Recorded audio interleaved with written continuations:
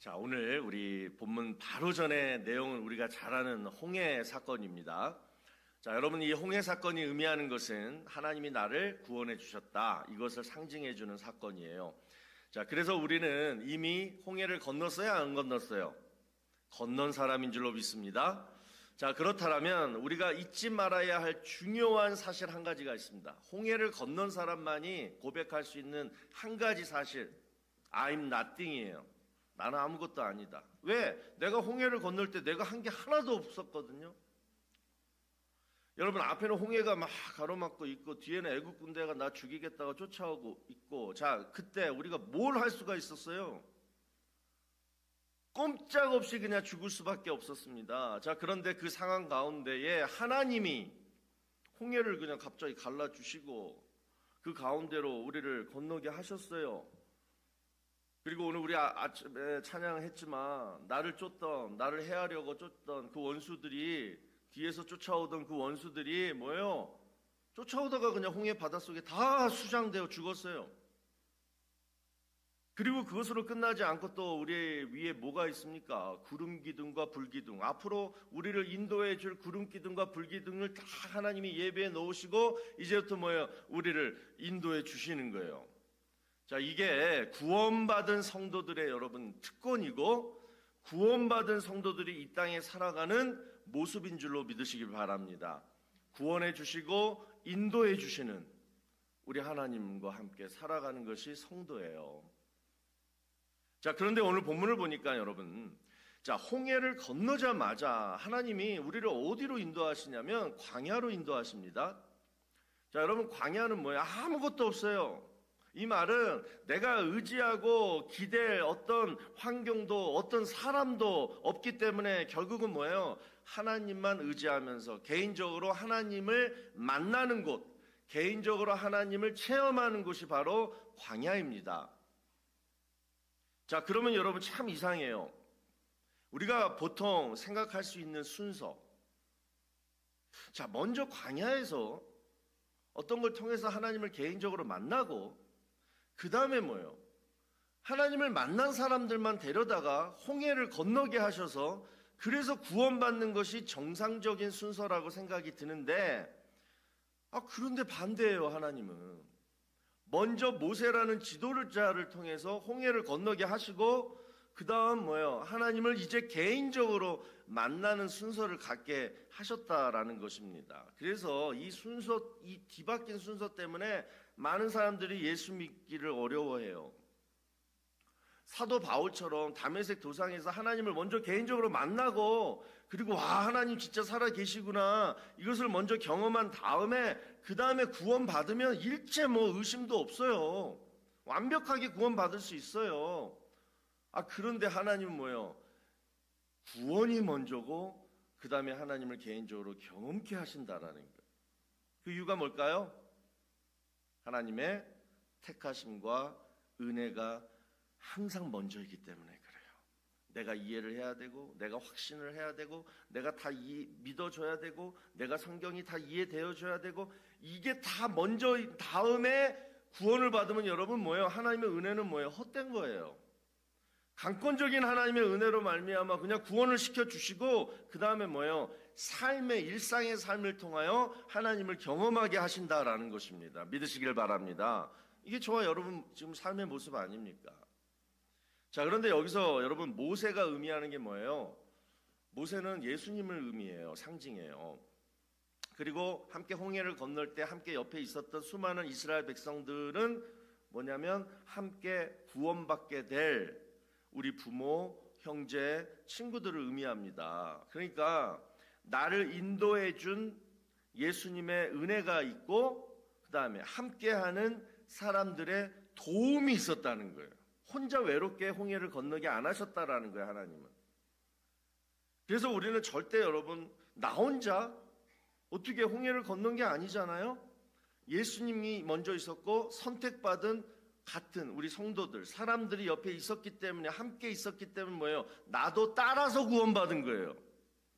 내가 믿음이 확실하고 내가 뭐 특별히 뭔가 은사가 있고 뭐 그래서가 아니라 예수님의 은혜가 나를 인도하면서 함께 구원받는 사람들이 내 옆에 있었기 때문에 함께 따라서 구원받았다라는 거예요. 그렇죠? 우리 부모가 나 먼저 어렸을 때부터 교회 데리고 다녀서 교회 다녔고, 그러다 보니 믿음이 생겼고, 아니면 내 친구가 부활절 달걀 먹으러 가자, 끌어당겨가지고 그래 가자. 아니 뉴스 그럴 때 야 거기 이쁜 애 있대. 그래? 그래서 따라간 건데 거기서부터 그냥 어떻게 돼가지고 그냥 목사가 된 사람도 있고. 여러분 그렇게 해서 구원을 하나님이 우리를 시켜주셨다라는 거 아닙니까? 자, 그런데 이제 구원 시켜놓고 이제부터 뭐예요? 광야의 삶이 시작이 돼요. 자, 광야의 목적이 뭡니까? 아까 얘기했잖아요. 하나님을 개인적으로 이제 경험해봐라. 자, 그러면 하나님은 무엇을 통해서 하나님을 개인적으로 경험하게 하실까? 자, 이것이 여러분 광야에서 경험하게 되는 하나님의 은혜예요. 자, 이 말씀을 오늘 함께 나눠보고자 합니다.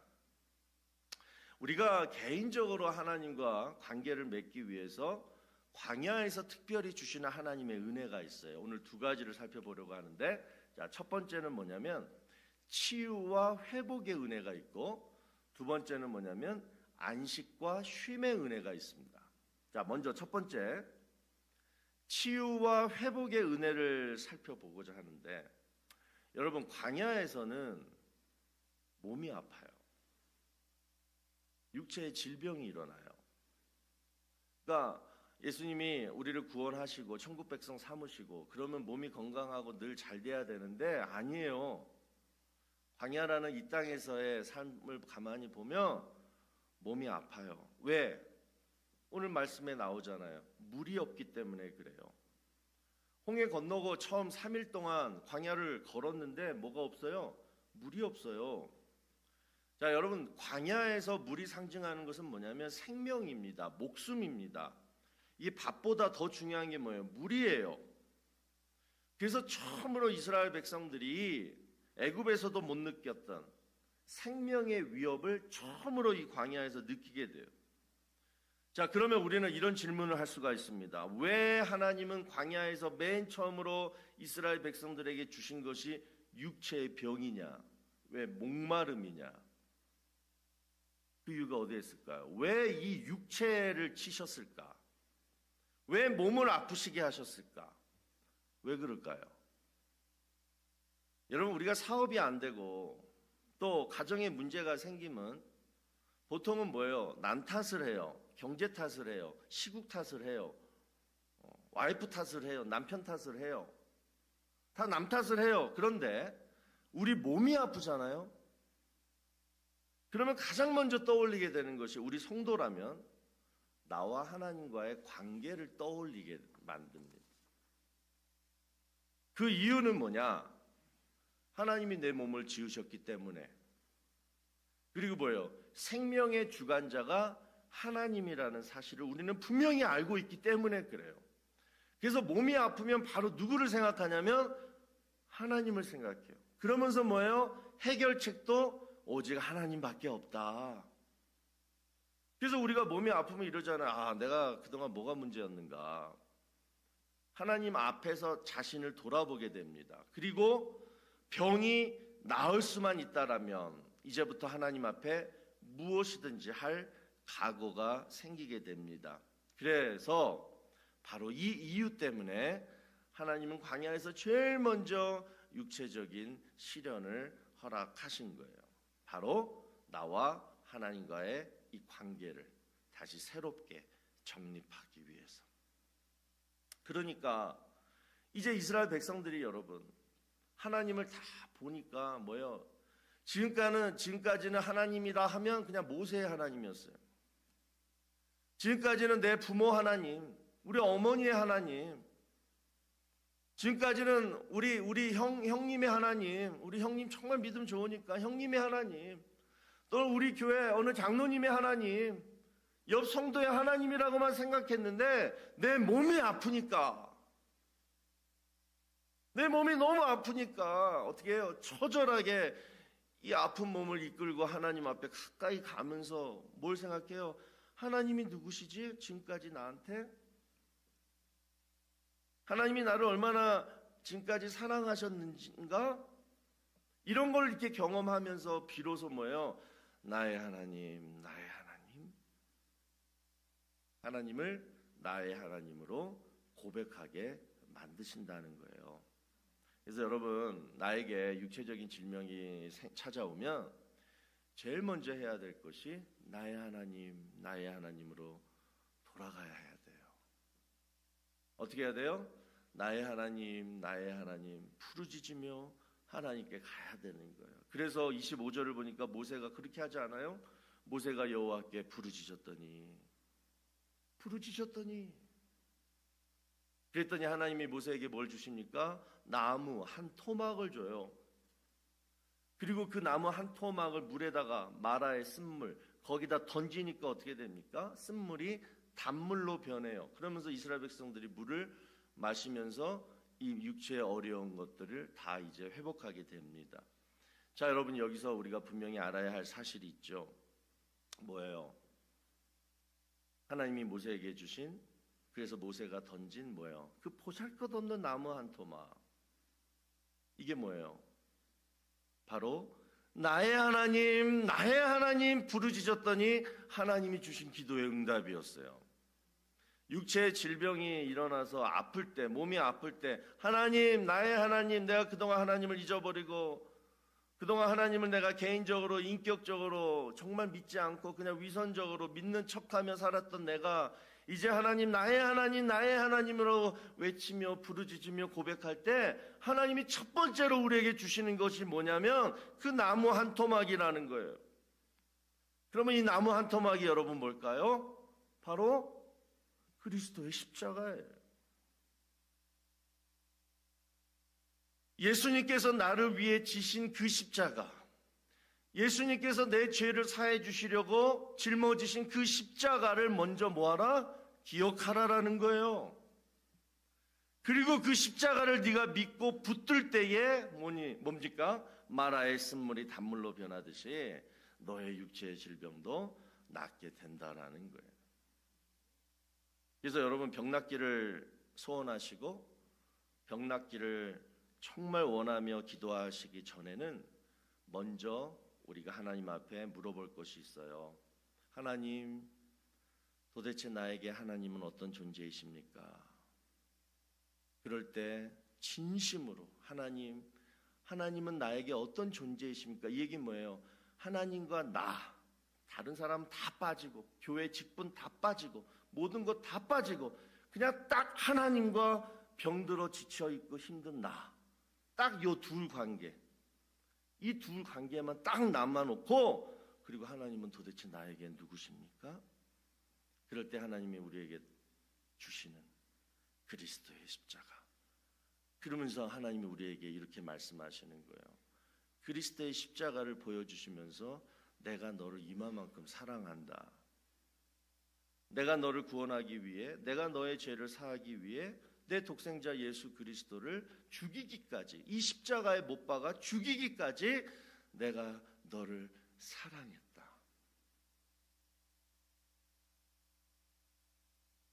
여러분, 이게 모든 신앙의 첫 단추고요, 이게 모든 신앙의 근원이에요. 근데 이거를 우리가 알면서도 이거를 잊어버리고 살아요. 그러면 내 몸에 약해져요. 질병이 찾아올 수 있어요. 왜? 이것을 다시 느끼라고. 화려하고 뭐가 지식도 엄청 많아지고 교회에서도 일도 엄청 많이 하고 뭐가 많이 알고 뭔가 하는 것 같은데 제일 근원, 제일 중심 하나님이 나를 사랑하셔서 예수 그리스도의 십자가, 그 십자가의 사랑을 우리가 잊으면 안 된다라는 거예요. 여러분, 오늘 이 음성을 꼭 오늘 들으시고 하나님의 사랑을 먼저 체험하셔야지 병이 낫는 역사가 일어나게 될 줄로 믿습니다. 그러면서 모세에게 하나님이 분명하게 말씀하시는 것이 26절 하반절에 있어요. 나는 너희를 치료하는 여호와입니다. 그러니까 예수님이, 하나님이 우리를 치료하기 전에 먼저 우리가 뭐 해야 된다고요? 그리스도의 사랑을 먼저 깨닫고 그 사랑으로 돌아가야 돼요. 그 다음에 이제 하나님이 나를 어떻게 치료하시는지 보자고요. 여러분, 우리가 몸이 아파서 하나님 내 병 나아주세요 그렇게 기도할 때 가장 큰 장애물이 있습니다. 자, 그게 뭐냐면 하나님의 뜻을 잘못 분별할 때예요. 나에게 왜 이런 병이 생겼지? 하나님이 이 병을 왜 주셨지? 이 병으로 내가 아프다가 그냥 죽으라고 주신 것인가? 아니면 이 병을 치료해 주시기 위해서 주셨는가? 이 두 가지.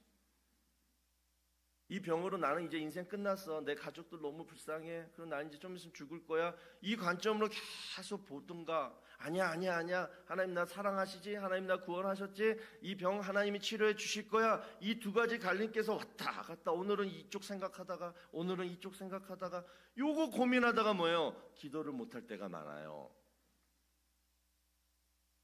그러나 오늘 본문에서 하나님께서 우리에게 분명히 말씀하시는 건 뭐예요? 그냥 이 음성만 기다리세요. 이 음성만 믿으세요. 나는 너를 치료하는 여호와임이라. 이걸 믿음으로 받아들이면은 어떻게 되냐면 치료하시는 하나님, 왜 이 병을 나에게 주셨을까? 치료하시는 하나님이 왜 이 병을 주셨을까? 이제부터 생각을 보자고요.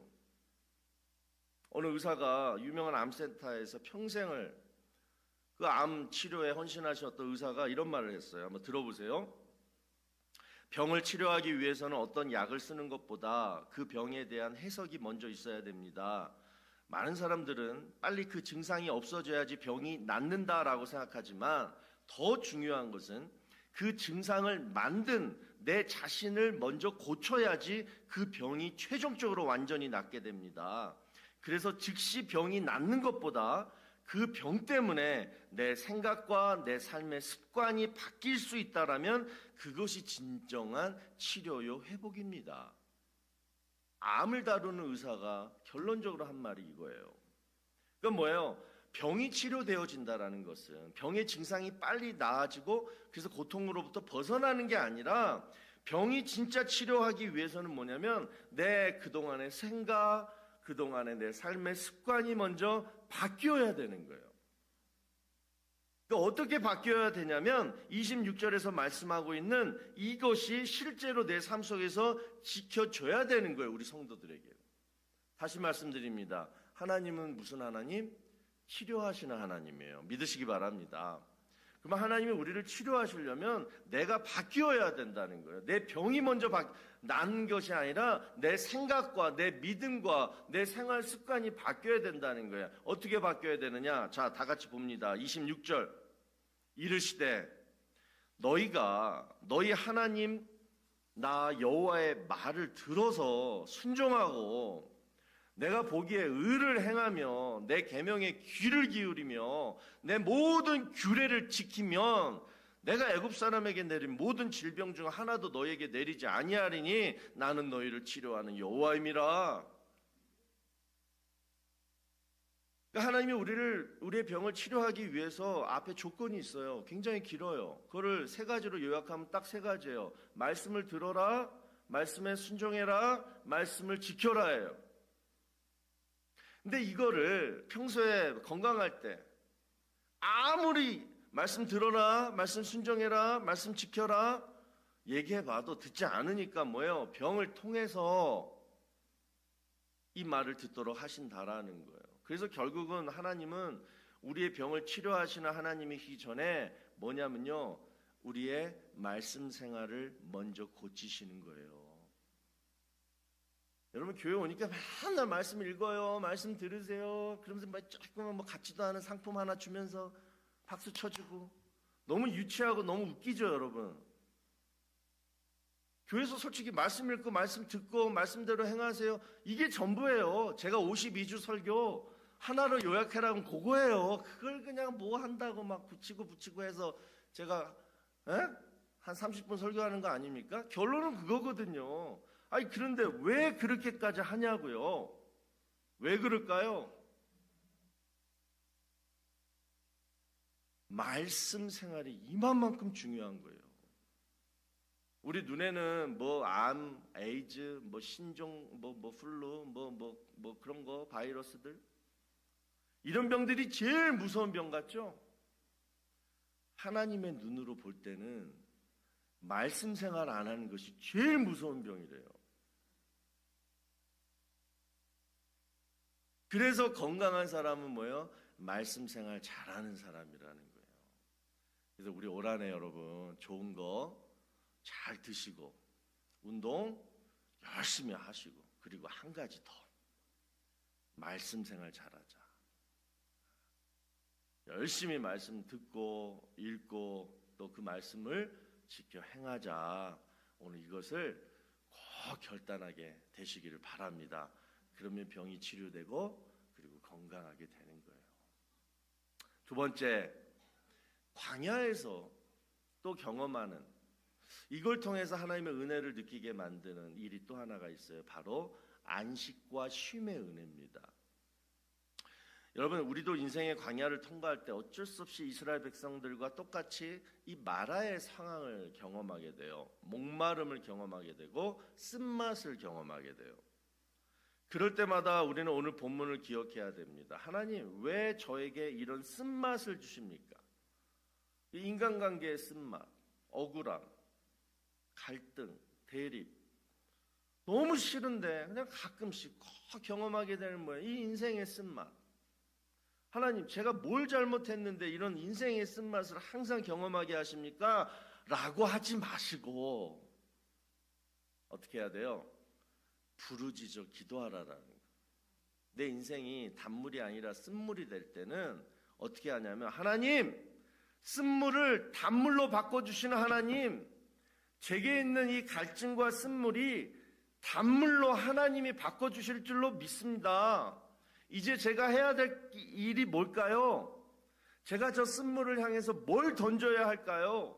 나의 인내입니까? 나의 순종입니까? 뭐예요? 하나님 가르쳐 주세요. 그러면 그대로 하겠습니다. 라고 기도하게 될 때 여러분, 하나님이요 어떻게 돼요? 쓴물이 단물로 바꿔줬다는 말은 뭐냐면 내 삶의 환경을 바꿔주셨다라는 말이에요. 여러분, 첫 번째 내 몸이 낫는 축복, 두 번째는 뭐예요? 내 삶의 환경이 바뀌어지는 축복. 대단한 축복 아닙니까? 그래서 하나님이 어떻게 합니까? 단물로 바꿔주신 다음에 바로 이어서 27절을 보면 물샘 열둘과 그 다음에 종려나무 70주 70그루가 있는 엘림으로 인도하세요. 그러니까 마라라는 환경이 뭘로 바뀌어요? 엘림이라는 환경으로 바뀌게 돼요. 그리고 뭐예요? 그곳에 장막을 치게 하세요. 올 한해 여러분, 이 축복이 우리에게 있어야 돼요. 병만 나음받는 게 아니라 내 삶의 환경이 마라의 쓴물이 바뀌어서 뭐예요? 엘림의 축복으로 바뀌는 환경이, 그 축복이 여러분에게 있기를 간절히 축원합니다. 그러면 여기서 물샘이 12개가 있다라는 말은 뭐예요? 마르지 않아요.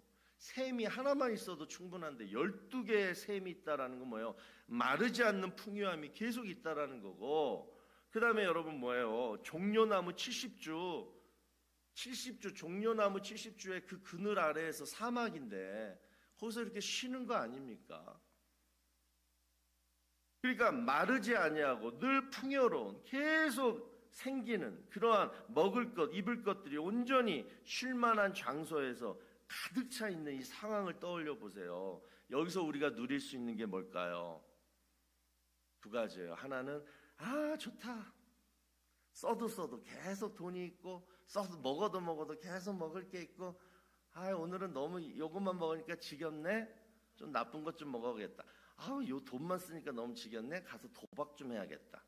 요렇게 하는 인간이 있고, 하나님 축복해 주니까 지겨우니까 또 딴 거 막 죄 짓는 데 쓰는 사람이 있고, 두 번째 뭐예요? 이거예요. 풍요롭고 너무나 안식을 누리게 되니까 뭐예요? 영적으로 늘 안식을 누리는 거예요. 그거 하라고 하나님이 주시는 거예요. 엘림 축복은 영적으로 만족하고 영적으로 쉬라고 주시는 게 엘림의 축복이에요. 옛날에 그 청교도들이 아내를 고를 때 그 세 가지 법칙이 있었다고 해요. 자, 첫 번째는 뭐냐? 달팽이 같은 아내를 고르라. 그러니까 뭐 달팽이 아내인, 그러니까 집에 늘 있기를 좋아하고 기뻐하는 아내. 맨날 싸돌아다니고 맨날 뭐 어디 가서 사고 막 그냥 2, 3일 막 집 밖에 있다가 가끔씩 들어와서 밥 먹었어 이런 아내 말고 집에 늘 있는 것을 좋아하는 아내를 골라라. 그러나 반면에 그 달팽이가 그 등껍질 그 딱딱한 등껍질을 맨날 이렇게 들고 이렇게 다니잖아요. 그걸 빗대어서 얘기하는 것 같아요. 근심, 걱정, 괴로움을 혼자 다 등에 짊어지고 그 속에서 그냥 끙끙 앓고 있는 그런 달팽이 같은 아내는 고르지 마라. 이게 첫 번째고요. 두 번째, 메아리 같은 아내를 고르라. 뭐예요? 불렀을 때 즉각 대답해주는 아내. 불렀는데 내일 대답해. 그러니까 뭐야? 이게 대화가 안 된다는 거 아니에요? 그런 아내. 불렀을 때 즉각 이렇게 서로 대화를 할 수 있는 그런 오픈된 아내를 골라라. 그러나 반대로 메아리같이 말끝마다 꼬리를 물고 늘 그냥 말대꾸하는 아내는 고르지 마라. 무슨 말인지 모르겠어요. 마지막 세 번째, 우리 아내들 이렇게 얼굴이 막 일그러집니다. 세 번째, 괴종시계와 같은 아내를 고르라. 괴종시계 이렇게 큰 시계 있잖아요. 그러면서 땡땡 하는 거. 이거 뭐예요? 잘 보이고 소리도 크잖아요. 이렇듯이 많은 사람들한테 유익을 줄 수 있는 그런 좀 풍요한 그런 아내, 그런 여성분들이 좋다. 그러나 반대로 온 동네방네 해집고 다니면서 나쁜 말하고 다니는 그런 괴종시계는 되지 말라. 자, 이런 얘기인데요. 여러분, 이것이 뭘 의미해요? 아내가 바로 가정 아닙니까? 이런 가정이 돼야 한다는 거예요. 그러니까 가정이 첫 번째 뭐예요? 달팽이처럼 메아리처럼 괴종시계와 같이 뭐예요? 풍성하고 그리고 늘 함께 있고 늘 내 곁에서 좋은 영향력을 끼칠 수 있는 그런 가정이 내 가정일 때 여러분 내가 영적으로 거기서 편안한 안식처를 삼을 수가 있다라는 거 아닙니까? 우리가 이민생활 하다 보면 지금이야 뭐 여러분들 나이 좀 있고 있는 분들은 이제는 좀 다 정착하고 이제는 편안하게 집도 고치고 뭐 할까 골프도 치고 뭐 할까 뭐 이런 분들 많아요 우리 교회는. 근데 젊었을 때 생각해봐요. 정말 그냥 정신없이 살아가고 쉴만한 여유도 없고 뭐 진짜 햄버거 하나로 대충 때우고 집이 그냥 여관처럼 잠만 자다가 또 새벽에 나가. 우리 그러고 살았잖아요. 저도 그러고 살았어요. 새벽 예배 출근해서 밤 11시에 퇴근하고. 근데 여러분 그러니까 뭐예요? 중년에 병에 걸리는 거예요. 젊었을 때 그러고 살아가지고. 사람은 뭐예요? 쉬어야 됩니다. 육체만 쉬는 게 아니에요. 뭐예요? 마음이 쉬어야 돼요. 하루에 24시간 중에 몇 시간은 내가 아무 걸 생각 안 하고 육체도 마음도 그냥 풍성하게 쉴 수 있는 곳이 있어야 돼. 그게 바로 어디예요? 가정이에요. 그럴 수 있는 세 평 작은 공간만 있어도 우리 행복한 사람이에요. 아무리 내가 힘들고 직장에서 마음 쓰고 막 그러고 와도 딱 내가 그냥 씻고 그 뭐 몇 평 그 공간에서 그냥 편하게 내가 음악 듣고 기도하고 정말 쉴 수 있는 그 공간만 있다라면, 그리고 그 공간에서 나를 반겨주고 나에게 정말 기쁨을 주고 평안을 줄 수 있는 강아지 한 마리만 있어도 우리 행복할 수 있는 거예요. 근데 그것도 없이 살아가는 사람이 우리 주변에 얼마나 많냐고요. 첫 번째, 가정이 영적인 안식, 쉼터가 되어야 할 줄로 믿습니다. 그걸 위해 기도하세요. 기도하세요. 두 번째, 교회, 우리 교회가 여러분 엘림이 돼야 돼요. 영적인 오아시스가 바로 교회라 그러잖아요. 그 이탈리아 밀라노 성당 안에 가면 긴 통로가 있대요, 이렇게. 근데 그 통로 안에 3개의 아치가 이렇게 있다고요. 첫 번째 아치는 뭐냐? 장미꽃으로 딱 장식된 아치인데 그곳에 이런 글이 써져 있다예요. 첫 번째, 즐거운 것은 잠깐이요. 또 두 번째 좀 더 걸어가 보니까 또 두 번째 아치가 나오는데 그거는 십자가가 있는 아치래요. 거기에 이런 글이 써져 있다고 해요. 고난도 잠깐이요. 그리고 이제 마지막 세 번째 아치에 가니까 딱 이 문장 하나가 딱 정면에 써져 있다고 합니다. 뭘까요?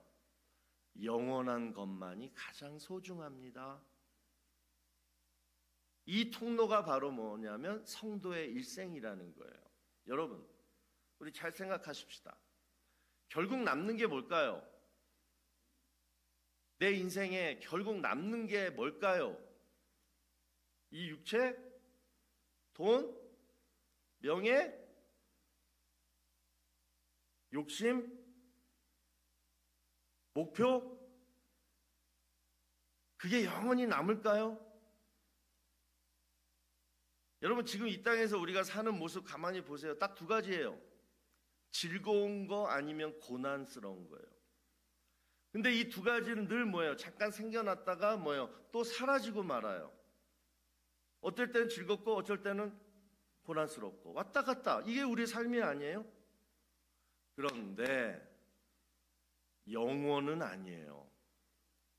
영원한 것, 없어지지 아니하고 늘 끝까지 있는 것, 이거는 절대 없어졌다가 생겼다, 이거 아니에요. 자, 그러면 우리가 인생에 살면서 영원한 것은 뭘까요? 뭘까요? 한번 가만히 생각해 보세요.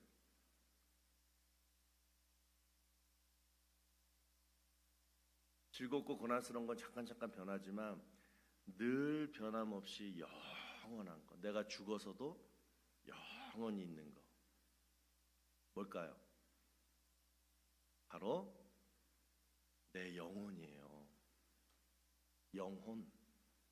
근데 그 영혼이 뭐냐면 다른 말로 하나님을 믿는 마음이에요.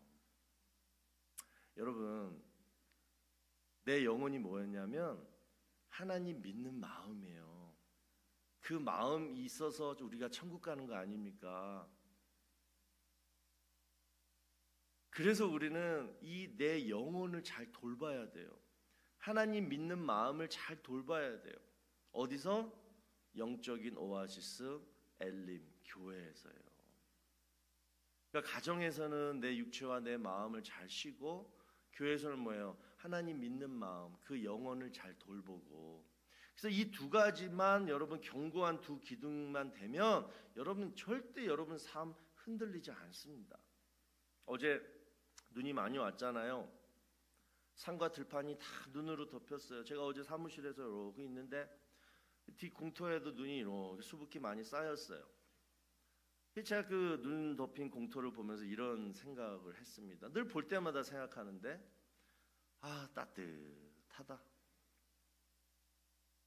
그러니까 사실 눈처럼 차가운 거 없거든요. 눈 모아가지고 이만큼만 모아가지고 한 5초만 이러고 있어봐요. 손 시려워가지고 그냥 버려야 돼요. 그런데 눈은 우리가 볼 때 참 우리의 마음을 따뜻하게 해줘요. 여러분, 진짜 성도는 따뜻한 사람들이에요. 몸과 마음이 따뜻해야 돼요. 어제 신방 갔다가 우리 성도님들 그런 얘기했어요. 아침에 꼭 따뜻한 물 한 잔 마셔야 된다. 차가운 물 먹으면 그건 안 마시는 것보다 못하다. 우리의 몸을 항상 따뜻하게 하는 게 건강의 첫 번째 비결이다. 그렇게 얘기했는데, 성도라면, 진짜 성도라면 우리의 몸과 마음이 따뜻해야 돼요. 왜냐? 예수 그리스도의 보혈의 은혜가 뭐야? 우리를 첫 번째 눈처럼 희게 만들어 줬고, 그래서 눈이라는 표현을 쓰는 거예요, 성경에서. 그 다음에 뭐예요? 그렇게만 하고 끝나는 게 아니라 예수님의 은혜가 우리 몸에 지금 흐르고 있기 때문에 우리 성도는 뭐예요? 늘 깨끗하고 따뜻해야 된다는 거예요. 깨끗하고 따뜻해야 된다는 거예요. 그런데 보세요. 우리 흰 눈처럼 깨끗하고 따뜻해야 될 우리가 세상에 잠깐 한 3일만 나가도, 잠깐 나가 살면요 어떻게 됩니까? 세상에 더러워도 그렇게 더러울 수가 없어요. 왜? 평상시에 더럽게 살다가 먼지 묻으면 티도 안 나. 주일날 와가지고 막 성가대 복 입고 막 그렇게 찬양하고 깨끗해져서 나가면 어떻게 돼요? 먼지 좀만 묻어도 뭐예요? 그냥 더러워지는 거예요. 그것 때문에 내 삶에 영향을 받아요. 원래 더럽게 산 사람은 영향 안 받는다니까요. 웬만한 거 가지고는. 깨끗해서 나갔더니 더러운 것 만나면 뭐예요? 영향이 미쳐지는 거예요. 그게 성도인 거예요. 먼지투성이 또 얼마나 막 차가워지는지. 왜요? 이 예배당에서 이 따뜻한 곳에서 뜨겁게 찬양하고 뜨겁게 기도하고 뜨거운 성령의 은혜를 체험하고 나가면 뭐예요? 좀만 차가운 거 느껴지면 확 차갑고 느끼거든요. 근데 세상에 저분 진짜 우리 교회 다니는 집사님 맞아라고 할 정도로 그냥 직장에서 집에서 막 그러고 산다니까요. 더럽게 아주 그냥 차갑게 살다가 그리고 주일날 또 오는 거예요, 우리가. 여러분, 우리의 본 모습은 어떻게 해야 된다고요? 깨끗하게, 따뜻하게. 그러면 어떻게 해야 될까요? 오늘 말씀의 결론입니다. 날마다 십자가, 나무 한 토막, 십자가 바라보면서 말씀 생활. 그래서 우리 올해 여러분 구역별로 성경 읽기 하는 거 그 컴피티션 아니에요. 그거 하려고 하겠습니까? 유치하게? 여러분들 그동안 안 했잖아요. 안 읽었잖아요. 그런 분들 좀 읽으라고, 구역에 좀 보태라고. 그러다 보면 뭐예요? 진짜 자기 말씀 생활이 되는 거예요. 하루에 한 장씩만이라도 정말 읽으면 내 몸이 치유되고 내 몸이 건강해진다. 믿으시고요. 믿으시고. 그리고 하나님이 우리에게 주신 가정, 자녀들, 그리고 우리 교회, 이 둥지에서 날마다 내가 따뜻하게 안식과 쉼을 누리게 되면 여러분, 우리 육체적으로 또 영적으로 정말 건강한 올 2025년 보내게 될 줄로 믿습니다. 우리 이러한 은혜를 우리 모든 성도님, 우리 교회가 다 누리게 되도록 우리 주의 이름으로 축원합니다. 자, 우리 시간 기도하십시다. 우리 1월 셋째 주입니다. 늦지 않았습니다. 우리가 이 기도하고 이 결단을 하면 참 좋을 것 같아요. 하나님, 지금 내 심령 안에 예수 그리스도의 십자가, 그 나무 한 토막을 제 마음에 받겠습니다. 그 그리스도의 십자가의 은혜와 능력이 올 한 해 인도해 주시옵소서. 이걸 유지하기 위해서 제가 말씀 읽겠습니다. 말씀 듣겠습니다. 그 말씀으로, 하나님의 말씀으로 그리스도의 십자가를 늘 품고 살아가겠습니다. 도와주세요. 도와주세요. 그리고 하나님, 우리 집, 우리 교회가 내가 정말 이곳에만 오면 정말 내 마음 또 영적으로 안식과 힘을 누릴 수 있는 그러한 처소가 되게 해달라고 우리 다 같이 시간 통성으로 기도하며 나아가겠습니다. 하나님 감사합니다. 새해를 시작하며 하나님, 올해는 정말 건강한 한 해, 특별히 우리 교회 환우들이 정말 병에 치유받는 그러한 놀라운 역사가 있는 한 해가 되길 원합니다. 그러기 위해서 오늘 주신 말씀, 마라의 쓴물이 단물로 변했던 그 비결의 말씀, 그 엘림의 축복을 누릴 수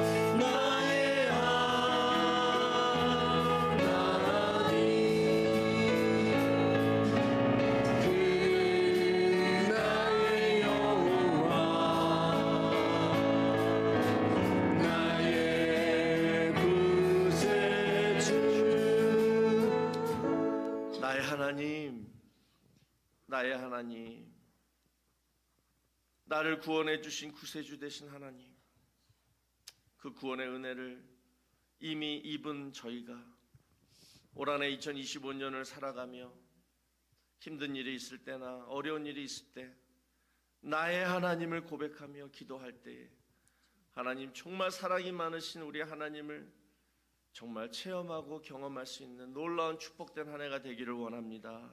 우리의 아픈 몸이 나의 하나님 여호와 라파 치료하시는 하나님의 은혜를 입어서 병이 나음받는 역사가 있게 하여 주시옵시고, 그동안 어렵고 힘들고 무거웠던 우리의 가정이, 또 은혜가 없었던 우리 교회가 정말 올 한해는 따뜻한 안식처요, 또 내 영적으로 영혼이 하나님 믿는 마음이 성장할 수 있는 놀라운 은혜가 넘치는 교회가 될 수 있도록 축복하여 주시옵소서.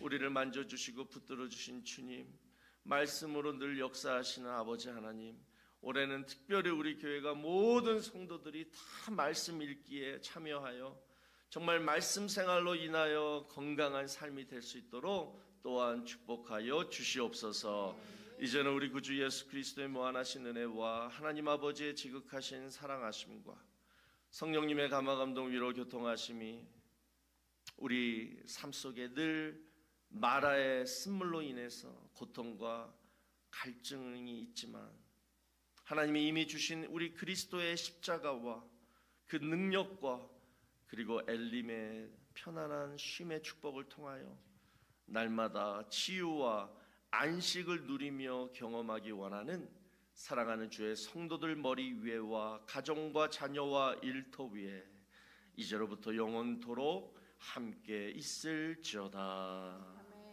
아멘.